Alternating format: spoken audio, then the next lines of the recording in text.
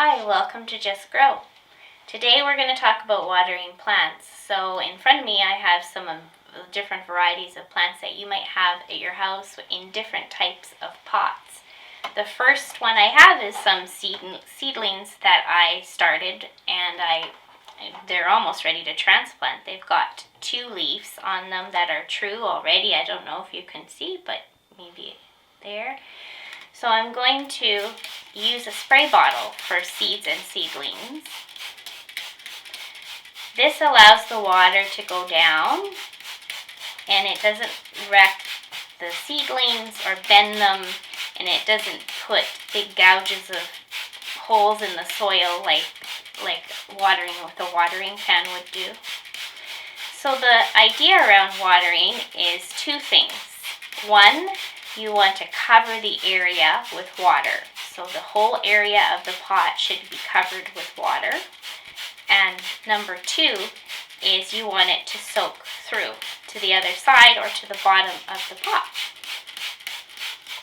This way, all the roots will have water and you won't leave any dry or parts of the pot dry inside. So we'll just put this over here. Now the second plant I have is this big guy. He needs to be repotted, but some of you may have your plants in just a plain pot without a tray or anything underneath. So when you water these plants, you just make sure, again, number 1, that you cover the area. And I got birds and stuff in the way. And number 2, that it soaks through. You can also water it until you see it cover the entire area of the pot if you have a pot that maybe takes longer for the water to soak through.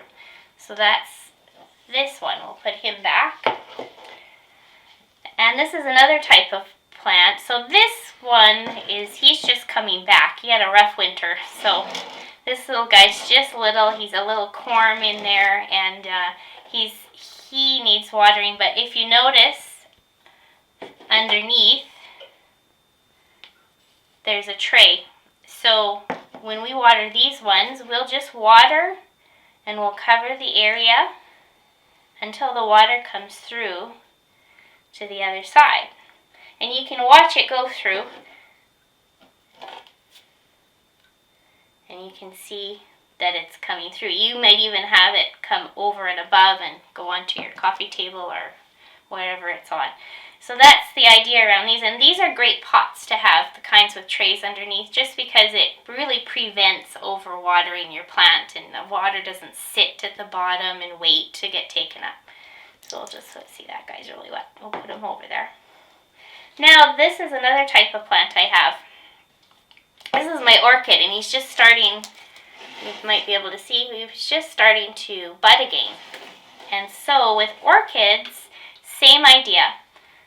Number 1, cover the area. You want all of whatever's in there to be wet. And number 2, make sure it soaks through to the other side. So use enough water that you know the other side.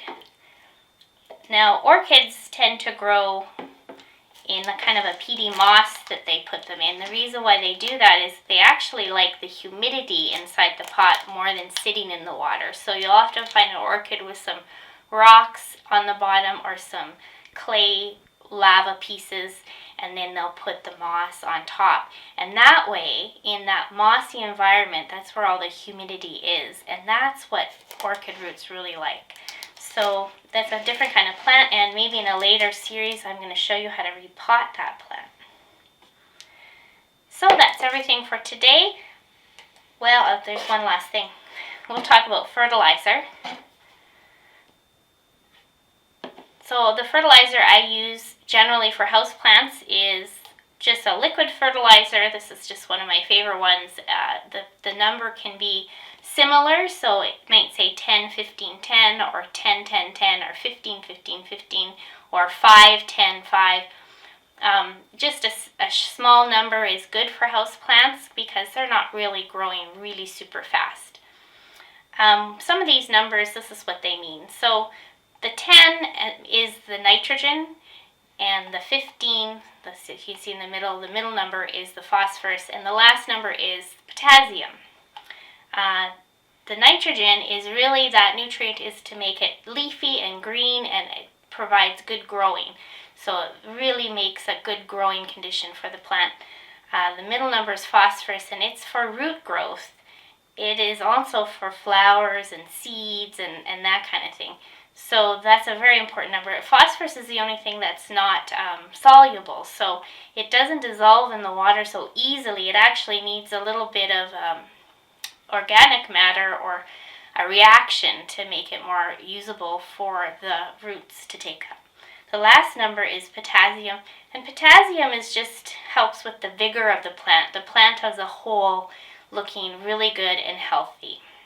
So this is the type I use, and you can use many different types, but the most important thing to remember is that you have to follow the instructions. So we're not going to just take the fertilizer, we're not going to take it and just put it right on the plant because it's a concentrate. So these numbers are actually percentages of how much is in the concentrate, and once you've diluted it, it's diluted to the exact amount that the plant needs to take up. So we always want to follow the instructions on the side of the fertilizer and just do what it says. Also, we don't want to fertilize every week with house plants. Maybe every other week. The idea is you fertilize once and then you wash it with water the next week and you fertilize again. So that's the idea. You don't want to keep fertilizing. If you use too much fertilizer, you will see a kind of a white tinge on top of your soil or your pot, like a kind of a little grainy looking.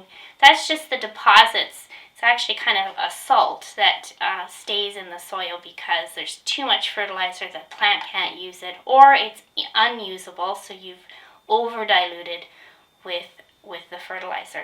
That can also happen with hard water. There's a lot of deposits in hard water, so when you are watering your plants, if you live in an area where the water is really minerally or hard, you can use filtered water.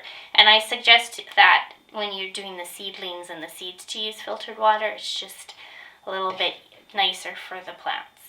So that's what we talked about today. If you have any questions, please go to my website, and don't forget to give me a thumbs up, hit the thumbs up and the bell to get more videos like this.